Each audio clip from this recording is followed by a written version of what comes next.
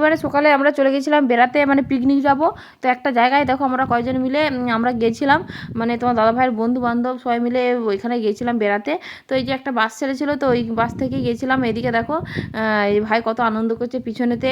আর এদিকে দেখো আমরা চলে এসেছি কথা বলতে বলতে, আর তারপর আমরা মুড়িও খেয়ে নিচ্ছি। এসি আমরা রান্নার লোক দিয়ে গেছিলাম। তো রান্নার লোক নিয়েছিলাম, ঘুগনি মুড়ি এইসব খেয়ে নিয়েছি। তো খেয়ে নিয়ে আমরা চলে এসেছি নৌকাতে চাপবো বলে। তো বেশি ভীষণ রোদ, আর এত রোদ মানে বেশি আমরা ঘোরাঘুরি করবো না আর কি। তো নৌকা একটু চাপবো। আর ওইখানটায় মানে বাসের কাছে বসেছিলাম, ওখানটায় এত টিকো রোদ, মানে একটুকু ছাওয়া নেই। আর এত কষ্ট হচ্ছিলো। তো এইখানে যে নদীর নৌকার উপর চেপে ভীষণই ভালো লাগছে, এত সুন্দর বাতাস দিচ্ছে। দেখো আর ওই দিকটায় রোদ আছে, ওই দিকটায় যারা বসেছিলো ওই দিকটায় রোদ আছে, আর এই দিকটায় ছাওয়া। এত সুন্দর ভালো লাগছিলো, এই জলটায় হাত দিয়ে দেখছিলাম, এত ঠান্ডা বরফ লাগছে। মানে এরপর বুঝতে পারা যাচ্ছে গ্রীষ্মকাল এসে গেছে।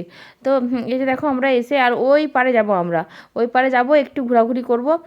তারপরে কিন্তু আমরা দুপুরে রান্না হচ্ছে, আমাদের রাঁধুনি নিয়ে এসেছিলাম। তো আমরা রান্না হচ্ছে দুপুরে কী কী রান্না হচ্ছে, চিকেন হচ্ছে, আর যারা চিকেন খায় না তাদের জন্য মাছ হচ্ছে। আর এদিকে হচ্ছে যে পোস্ত হচ্ছে, চাটনি, পাঁপড়, মিষ্টি, ডাল, ভেজ ডাল, মানে সবই রান্না হচ্ছে আর কি। তো মুড়ি খেয়ে আমরা ঘুরে নিয়ে তারপরে একটু যে খাওয়া দাওয়া করবো, আর দিয়ে একটু রেস্ট নেবো 1 ঘন্টা মতো। তারপরে কিছু কেনাকাটা করব, মানে দোকানগুলো এখনও তো খুলেনি রোদের জন্য, আর সিজন শেষ হয়ে গেছে।